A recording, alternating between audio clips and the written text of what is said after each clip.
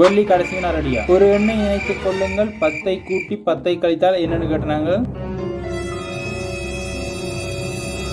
முதல்ல என்ன நினைச்சீங்களோ அதுதான் இதுக்குரிய விட. கூட்டின 10ஐயும் திருப்பி கழிச்சாச்சு, அதனால எந்த எண்ணம் நினைச்சீங்களோ அதுதான் அதுக்குரிய சரியான விட. இந்த 5 வினாவில் கடைசி தான் கொஞ்சம் வித்தியாசம். எல்லாராலையுமே 5க்கு 5 எடுக்க முடியும், ஆனால் உண்டாதும் கூட குழப்பம். கேள்வி இலக்கம் உண்டு. தந்தையின் வயதையும் மகன் வயதையும் கூட்டினா 60க்கு சமனாம். தந்தை 40 வயது மூத்தவர், மகனின் வயது என்னன்னு கேட்டு கிடக்கு. சற்று குழப்பமான கேள்வி, கவனமா செய்யும். சரியான விட 20 சில பேர் போட்டிருப்பீங்க, அது தவறானது. சரியான விட 10. இந்த 10 எப்படி வந்தது தெரியுமா? தந்தையின் வயது 40 வயது கூடுறன்னு சொன்னது தந்தையின் வயது 40 அல்ல. தந்தையின் வயது 40 கூட வேண்டாம். 10 வயது மகனுக்கு, தந்தைக்கு 50 வயது. 10 வயதை விட 50 வயது 40 வயது கூடினது. இப்படி தான் பார்க்கணும். 40 நினைச்சு மிச்சம் 20 போட்டுறக்கூடாது மகனுக்கு, அது பிள்ளையானது. 10 தான் இதுக்குரிய சரியான விட. மகனுக்கு 10 வயது, தந்தைக்கு 50 வயது தான் இதுக்குரிய சரியான. கேள்வி இலக்கம் 2. ஒரு கடிகாரம் 6 அடிக்க 5 வினாடிகள் ஆகும். 6 மணி அடிக்கிறதுக்கு 5 வினாடிகள் ஆகுமாம். 12 அடிக்க எத்தனை வினாடிகள் ஆகும்? கவனமா செய்யணும், கவனம். சரியான விட 12 போட்டிருப்பீங்க, அது தவறானது. 11 தான் இதுக்குரிய சரியான விட. இந்த 11 எப்படி வந்தது தெரியுமா? 12 நினைப்பீங்க, 11 அப்படின்னு பார்ப்போம்.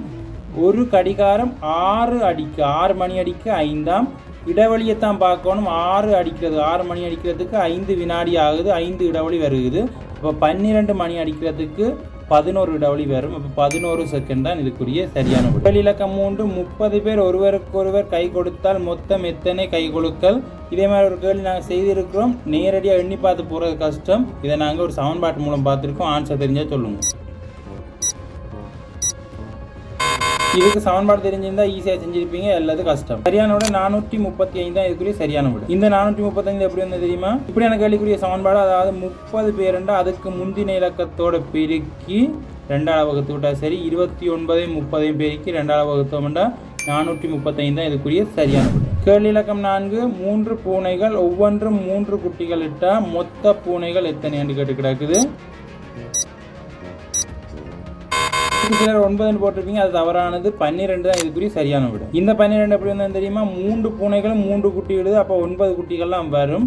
மொத்த பூனைகள் எண்ணிக்கை கேட்டது. தாய் பூனையும் சேர்த்து, பெரிய பூனையும் சேர்த்து 3 பூனை பெரிய பூனை இருக்கும். குட்டிகள் 9, 9ஓட 3 கூட்டினோம்னா 12 தான் இதுக்குரிய சரியான விட.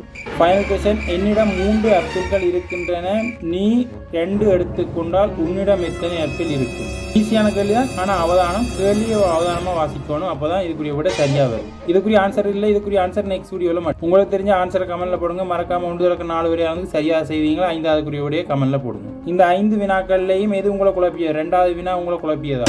வீடியோ பிடிச்சிருந்தா லைக் பண்ணுங்கள், ஷேர் பண்ணுங்கள், மறக்காமல் சப்ஸ்கிரைப் பண்ணுங்கள். அதுதான் இந்த மாதிரி பார்க்கலையா இருக்கும். மறக்காமல் 5ஆவது வீடியோ வளர்க்க முடியும். அடுத்த காலையில் பார்க்கலையா இருக்கும். அதுக்கு நம்ம சேனல் சப்ஸ்கிரைப் பண்ணிட்டு நாங்கள் அடுத்த காலையில் சந்திப்போம்.